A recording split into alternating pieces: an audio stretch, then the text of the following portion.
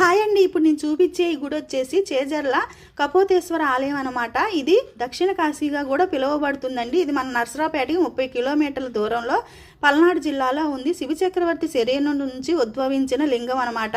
ఈ శివచక్రవర్తి చనిపోయి తన శరీరం లింగ రూపంలో అయితే ఉద్భవించడం జరిగింది. దీన్ని పరీక్షించడానికి శివుడు, బ్రహ్మ, విష్ణు భూలోకానికి అయితే రావడం జరిగింది.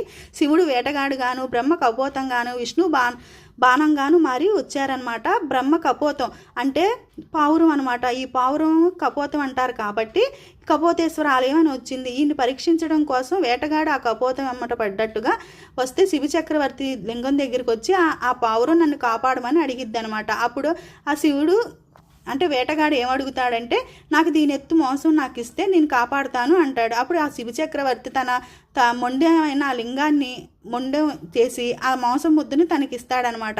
అప్పుడు నీ దానికి మెచ్చాను, నీకేం కావాలి అని శివుడు అడిగినప్పుడు, మా పరివారం అంతా నీ కైలాసం చేరాలి అని అడిగక ఆయన పరివారాన్ని అంతా ఇట్లా లింగ రూపంలో అయితే మార్చడం జరిగింది. తనకి కైలాస ప్రాప్తి అయితే జరిగిందనమాట. ఆ శివుడే ఈయన శివచక్రవర్తిలో లీనమయ్యి మనకి కపోతేశ్వరగా స్వామిగా మనకి దర్శనమిస్తాడు అనమాట.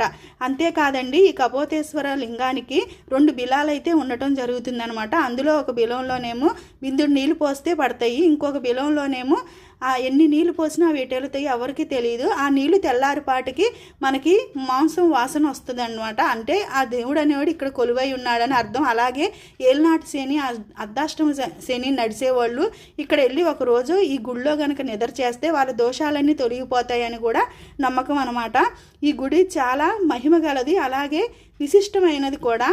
ఎందుకంటే ఆ స్వామి స్వయంగా వచ్చి పరీక్షించి ఆ లింగంలో లీనమైన లింగం అనమాట.